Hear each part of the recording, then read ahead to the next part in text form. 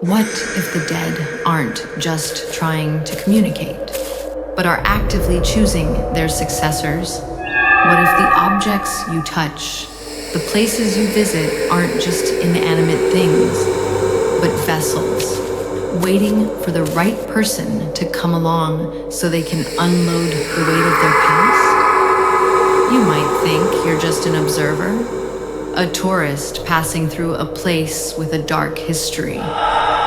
But sometimes, you're not just passing through, you're being chosen.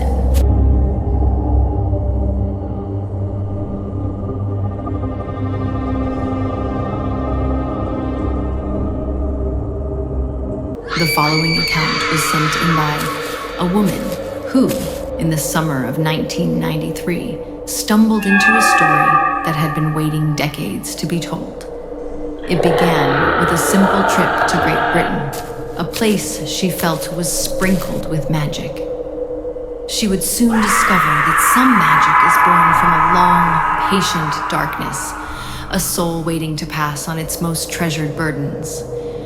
Through her eyes, we will witness an adventure that blurs the line between this life and the one that waits beyond a thin, light curtain. The village of Arundel has historical value as a town dedicated to religious freedom. It has been one of the few villages where many of its residents remained true to Catholicism during the persecution of Catholics during the reign of King Henry VIII and Queen Elizabeth III. The Duke of Norfolk and his ancestors are the most prominent Catholic residents of the town of Arundel. The family castle in this little village is beautiful. It is the type of castle that we Americans envision. It has turrets, secret rooms, private chapels, and ancestral portraits. On our visit, the Duke himself was at the castle. His flag was up, indicating his presence. We spotted him. He was giving a private tour. We followed him as he described the history of family members in portraits, many dating back hundreds of years. We saw pictures of the Duke with the Pope. He and his wife are one of the most well-known reigning Catholic families in Great Britain. His wife is an artist and has painted many beautiful pictures. They are auctioned off to help children's charities. Anyway, I was so touched by this family and their staunch history of defending their faith that my heart could have burst. The castle church, entirely devoted to the Blessed Virgin, especially touched me. Here ends historical Arundel. Here begins my adventure. When we left the castle, we crossed the street and noticed a large church to the left. The church ended up being the first Catholic cathedral allowed to open after approximately 300 years, following the Catholic Emancipation Act. As we walked along the side of the cathedral, I felt a strange feeling. It was as if someone was walking with me. It felt as if the individual was behind my right shoulder. I knew that there was not anyone there. I then proceeded to forget the incident as I entered the church. The cathedral was so beautiful.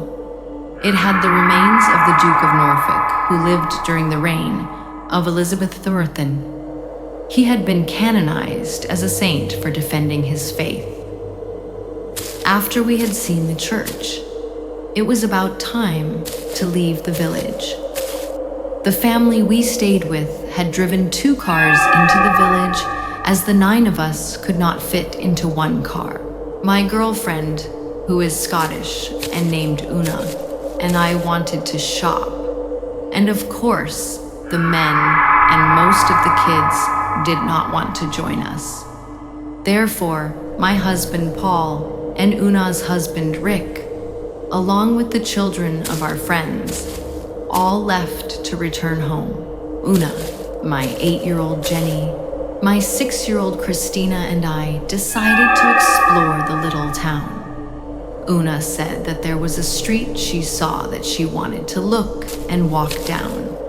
So as we walked down this little street, I saw an antique store with a statue of the Blessed Mother in wood for £1. I decided that on our way back, I would purchase it. All of us stopped for coffee and dessert after we had seen most of the stores.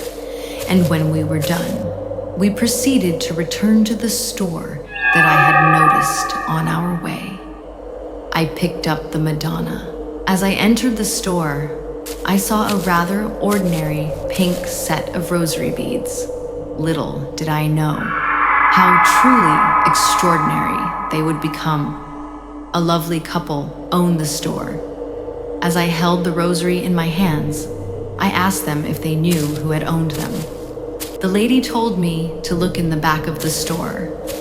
There I would find a sewing form with a photograph of the woman attached to the garments. The photo was of a couple dressed very well in a garden. The era approximately the 1920s. I asked them if it would be possible to purchase the photo. The lady in the shop asked the gentleman if they still needed it to sell the garment with the photo on it. He said, "Oh, she can have it. I don't see why not." I said it was unnecessary to give it to me, that I would gladly pay for it.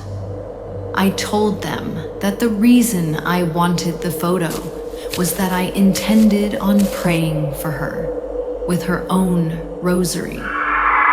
I thought it would be nice to have a visual representation of what she looked like. I said it was a tradition in my faith. I asked them if they were Catholic. They replied that they were not, but they respected the prayer tradition. I then asked them if they also knew the name of the lady whose beads and photo I now held so dearly in my hands. The lady said she would try and find out. The gentleman, in the meantime, said that he had found a certificate belonging to the man in the photo. The man, it seemed, was the brother of the woman. His name on the certificate said Benjamin Reed, and the date was 1919. He asked me if I would like to have it. I said I would. I said I would pray for him too. I offered to pay, and again the gentleman would receive no payment. At that time, the lady of the store said she found a prayer book. It was dated 1879 and belonged to a woman named Ada Payne. Ida, it seemed, was the mother of Benjamin and the yet unnamed woman. She too asked me if I would like to have it. As they would not let me pay for any items except the rosary, which was $15, I bought several other items, including some beautiful jewelry. They had both given me something money couldn't buy. What they had given me was indeed priceless. As we walked out and away from the store, I felt a sense of sadness. I had the prayer book of her mother's, the certificate of her brother's, her photo and rosary, yet I did not know her name. I then ran back into the store. I asked them if somehow they could find out what her name was. The lady in the store searched, and finally she came upon another prayer book. This time, the prayer book belonged to the lady in the picture. Her name was in the front of the book, along with a date. Inside the book was written the name Winifred Reed. The date was 1918. Then the couple informed me that she and her brother had never married. It all seemed so complete. I was thrilled. There inside the book, I also found a dried flower. Simultaneously, I felt both joy and sadness. The couple continued to refuse payment. It seemed odd to receive all these treasures for the cost of a pair of rosary beads. I was truly blessed. When I came home, I recounted the story to my mother. As I shared both the story and items, I realized suddenly whom it was that was walking behind me at the cathedral. It was Winifred. She guided me to that little store so that the most treasured items of her life and those that she loved would go into hands and hearts that would equally value and respect them. They have indeed. The articles, along with this story, will be told by many generations of my family. She and her family are now permanently woven into the lives of my family. I am having the photo framed, and I say prayers from both prayer books. The rosary beads, too, are being used once again.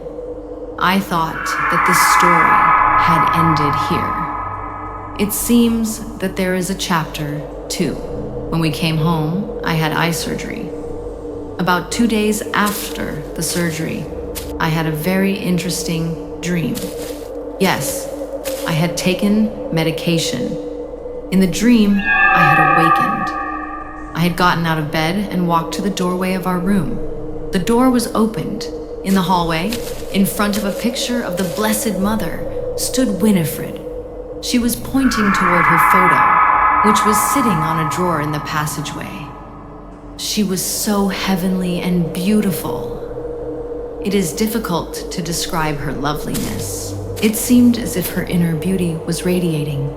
She had the most peaceful smile I had ever seen.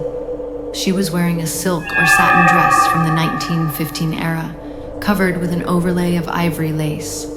She also had a matching hat, gloves, and satin sash around her waist. As beautiful as she was, I was still frightened. I ran back to bed. Instead of my husband being next to me, it was my mother.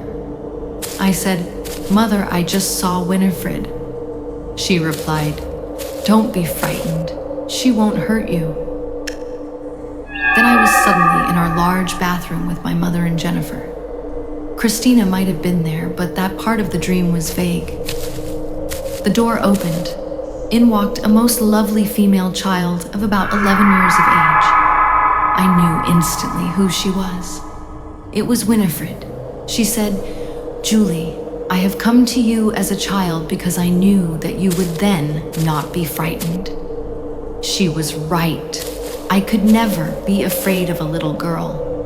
I then rushed forward to embrace her. I could feel her. She appeared as human and real as any of us, except that I recall her hair had a somewhat different texture. She then stepped back and said, "I wanted you to have the rosary beads for a reason. There were 2 little boys who died from a drowning accident. I want you to pray for them." I replied that I would. Then I suddenly awakened. I really believe it was Winifred. Since then, I have said the rosary not only for the boys, her family, but also for any intentions that she desires. It is very strange, but I look at these series of events as a gift. It has made me once again recognize the existence of a God and the promise of an afterlife. It also made me realize that whether we are related through bloodlines or not, we are truly part of the larger family of God. And that family transcends time and space. I found out a little more about Winifred. I called the antique store. The name of the store is Unicorn Antiques, and spoke to the lady, whose name I now know is Jenny. The gentleman is named Roy. I recounted the story to her as I have just done to you. I asked her if she had any further articles or information I could have on Winifred. She told me that the garments were gone and that there were a few things left. She promised to set them aside for me. Next, she told me that she had some additional items, but that she would have to search for them. She also told me that Winifred had died within the year of 1993. She had lived to be in her 90s. She lived by the sea in an Art Deco apartment. The name of this apartment complex was called A Slow Court. She told me that there was a neighbor who knew Winifred. She said she would try to gather more information for me. In addition, I found out that she was from a wealthy London family. I told her about the clothes that she was wearing in the dream. She said that from viewing her personal belongings, she wouldn't doubt that she loved wearing the very feminine clothes I had described seeing in my dream. She told me that in her room, there had been many personal items. She had saved many things over the course of her 90 years. It seemed that she was sentimental. Jenny then remembered that there were white gloves that she had not sold. They belonged to Winifred. There were also white dancing shoes, but she regretted that she didn't save them. We discussed the two boys mentioned in the dream. Jenny said perhaps they had something to do with the reason she never married. I told her that I would call them again before I came out. I wanted to tell them the exact date I would go to their store. I also said I was happy to purchase the remaining items of Winifred. I called them a week before my trip. The night I decided to call the store was about a month later.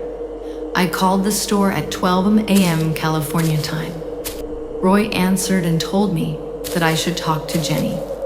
She wouldn't be back for an hour, so he suggested I call back then.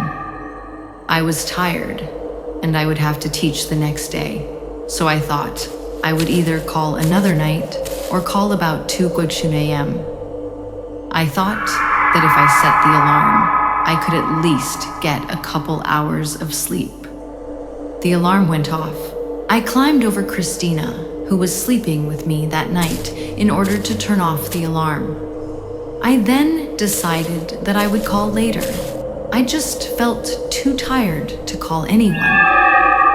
As I went back to sleep, I had a quick dream with the antique store owner Jenny in it. Then all of a sudden, I smelled the strongest and most lovely aroma. I then said, "All right, Winifred, I'll make the call." I went to the alarm phone and noticed that it said to Sug.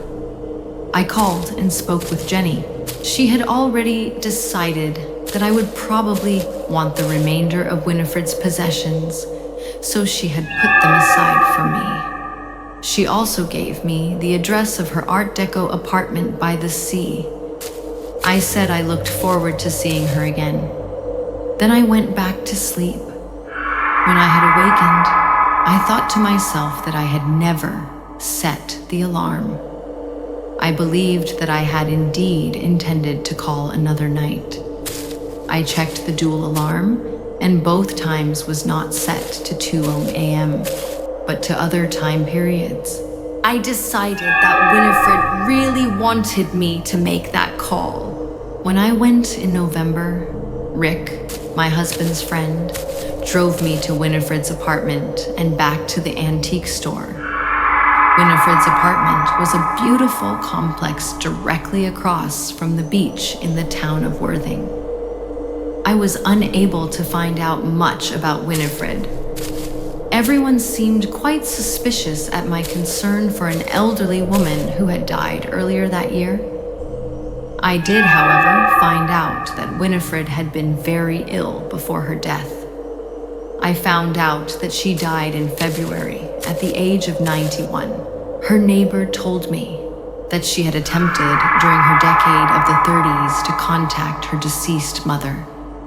It appears that she had a great deal of grief over her mother's death. I found her apartment. The apartment itself was still vacant. I was able to discern that she had a large window that faced the water from her living room. I believe that she witnessed the death of the two boys from that window. I speculate because of her illness and lack of mobility, she was able to see the boys, but unable to help them. It must have caused her a great deal of mental and spiritual pain. It was interesting going back to the thrift store. I believe Winifred wanted me to return to this location It was there I was able to retrieve the last precious items of her family and her life.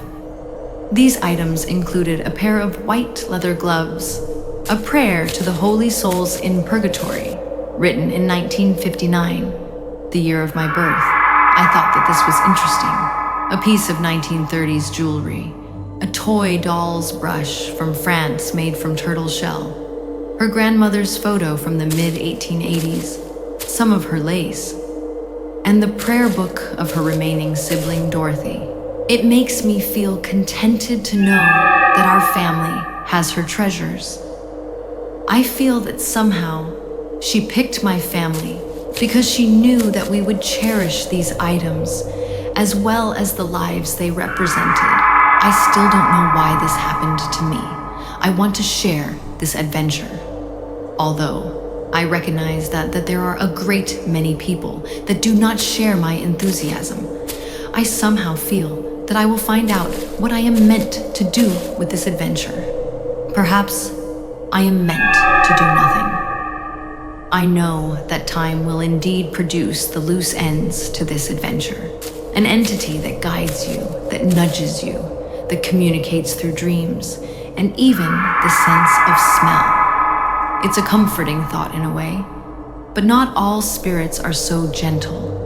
Some places are saturated with a different kind of energy, an energy of confusion, of madness, of a grief so profound it warps the very laws of architecture.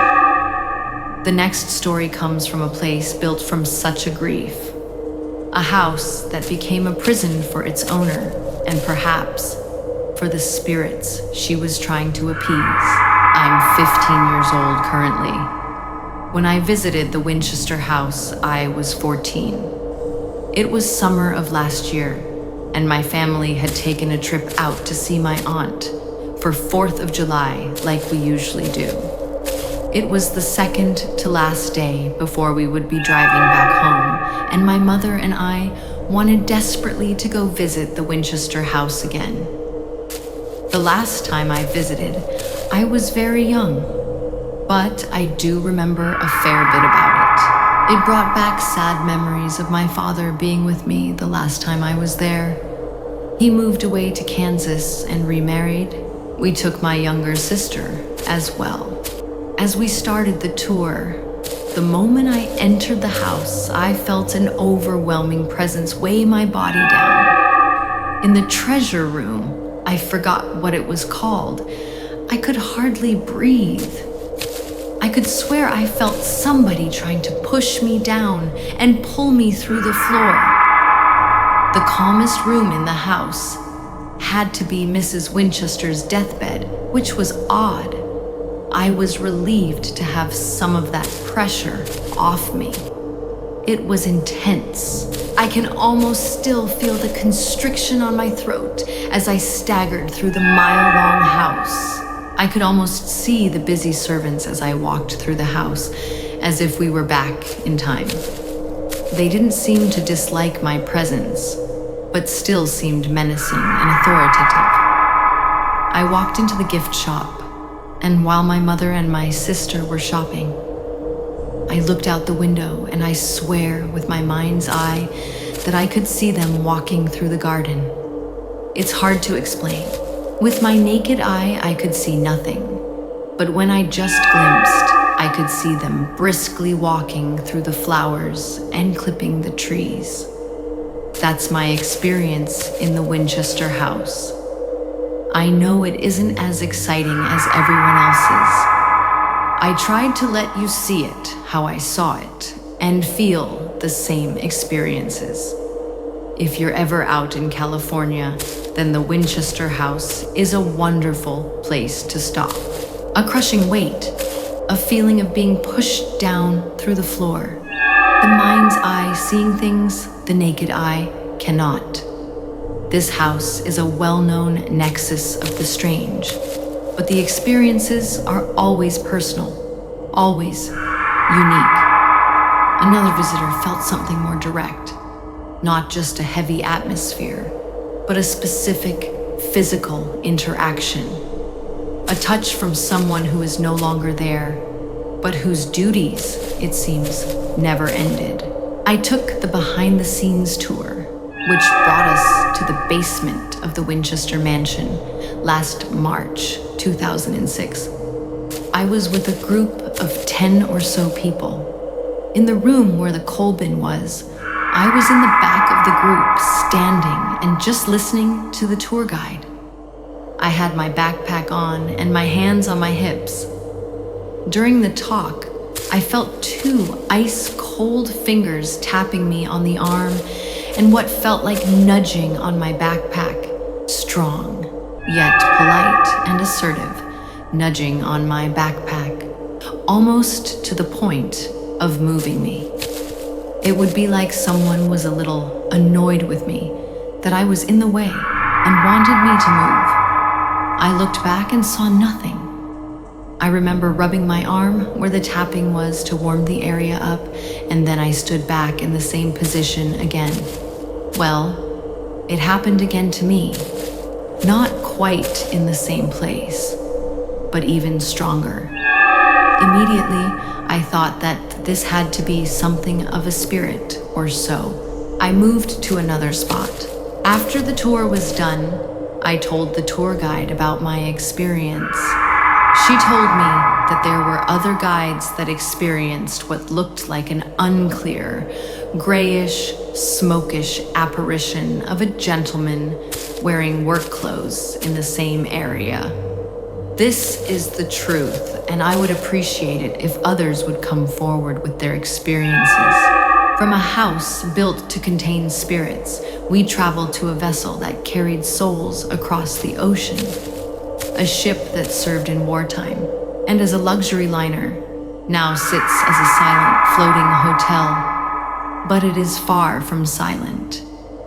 The Queen Mary is a cooker of despair and a playground for the entities left behind. One visitor, a self-proclaimed skeptic, went on a whim and came away with an experience that defied all rational explanation. An encounter with an energy so powerful, it was breathtaking. In October 2006, my 9-year-old son and I accompanied my good friend Chris to Los Angeles to pick up a travel visa for his upcoming trip abroad. Since the visit in the office was very short, we had extra time to kill before heading back home. We decided to do something fun, so using his cool GPS system in his rental car, we looked up attractions in the area and saw the Long Beach Aquarium and agreed to go there. As soon as we were in sight of the aquarium, I changed my mind about going there as soon as I saw the Queen Mary just across the water. It was a magnificent sight. I had seen a documentary about the Queen Mary on television, which chronicled its ghostly history. It didn't take much to talk Chris into changing direction and at least stopping by for a quick tour. My son was a little terrified to go there as soon as I mentioned it being haunted, but he would prove to be a good sport on our trip. We parked and headed into the Queen Mary. It was the first ship of that size that I had ever been on. The Queen Mary was not just a tourist stop, but also a hotel. We ventured into the lobby and saw a schedule of events. We were there on a Thursday, which was one of 3 days of the week that offers a paranormal shipwalk tour. We got there a little after 4 p.m., and the tour wouldn't start until 8 p.m. On a whim, we decided to spend the night there at the Queen Mary and buy tickets to the tour. They were $50 a pop, but well worth the cost. It was a highly detailed tour, which lasted a little over 2 hours. We went to do a little shopping in Long Beach and grabbed some dinner at Bubba Gump's Shrimp Factory.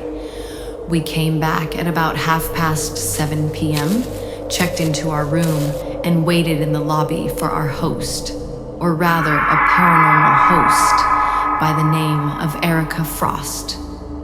She was a petite and pretty lady. She'd been a psychic since a near-death experience when she was younger. Since then, she says she's had the ability to communicate with spirits. There were about 15 people in our group, including Ms. Frost and her 2 assistants. My son was the youngest in the group. We each received a flashlight and a compass to carry with us during the tour. Luckily for me, I happened to bring my digital camera. We started the tour with my son glued to my hip, too. In one of the first rooms we entered, I had a scene flash in my mind. In this room, I saw a lot of tables, like a cafeteria. When the scene passed and I was able to take a good look at the room, it was dark and dusty and crammed with old furniture. It was essentially a large storage room. Within a few moments, Ms. Frost explained that the room had been a lunchroom long ago. Wow, how about that? A small chill ran up my back. This was going to be an awesome tour. I could already tell. A few minutes later, we entered a larger room. It was in this room that you could hear voices saying, "Help me." You had to really pay attention to hear it. The voices sounded almost mechanical, and it was difficult to tell where they were coming from. It was kind of creepy, but it didn't make me get chills or anything. Ms. Frost said that some tours are really dull with inactivity, but she said that this night was especially noisy because we could all hear the voices in any place we stood in that large room. A while later, we entered the first-class swimming pool area, the hottest place on the ship as far as ghostly activity was concerned. If I remember correctly, a young woman was killed in the swimming locker room, which is considered to be a vortex. The other story I more vividly remember is of a little girl named Jackie, who actually drowned in the second-class swimming pool, but prefers to haunt the first-class pool instead. Smart kid. It is in the first-class swimming pool area that the meat of my story lies. Now, before I tell you, I have to say that if Agent Scully and Agent Mulder had a daughter, then it would probably be me. I love to believe in the paranormal, but I tend to find rational explanations for the unknown. Now, on with my story. Miss Frost brought along a couple of divining rods. She asked for a volunteer and no one offered. Oh, what the heck? So I stepped up. She showed me how to hold the rods, and I stood there for her instructions. She told the group that she was going to call Jackie, who was a very playful spirit. Oh boy, I didn't expect this. But I thought I'd be a good sport and play along. I held on to the rods and waited for something to happen, as Ms. Frost called out to Jackie. Nothing was happening. I must have held those rods for a good couple of minutes before I felt a tingle. It was just a slight tingle, and it made the divining rods turn slightly, but then it went away. Ms. Frost was going to end the session when my son started calling Jackie. He was really excited. He really wanted something to happen. Just then, after he'd enthusiastically called out to Jackie, several times, the tingle sensation came back. The sensation began to envelop me. It didn't start in any one particular location. I felt it in my feet, in my stomach, in my head. It was like butterflies fluttering in my body. It was like a gush of warm wind. It was like a blob of energy. It was breathtaking. It was like being lifted in the air. It was the oddest thing I've ever felt. I tried to keep calm in front of everyone, but couldn't help gasp a time or two in complete amazement. I was so involved in this experience that I didn't realize that I had closed my eyes. I opened them and saw the divining rods spinning around my hand. I kept my hands as calm as they could be, considering the momentum that was building within me. The experience must have lasted only a couple of minutes. Once it began to subside, the divining rod slowed and eventually stopped. Miss Frost and the group were really surprised at what had happened. Chris was pretty concerned at my reaction. Ms. Frost had said that not too many people were open enough to have this happen to them. My son was so excited. I really can't explain what that sensation could have been, but I wasn't scared at all. What I felt was in no way evil. Just before we finished the tour, we had another session with the divining rods at another hot spot. I seemed to have added the much-needed spice to our tour, because this time there were several volunteers. Unfortunately, the divining rods didn't really move for anyone else. However, all of our compasses were acting crazy. I took many pictures during the tour, and I noticed a good number of orbs in them. I would take one picture twice, one right after the other, and notice that the first had no orbs, and the second one had orbs.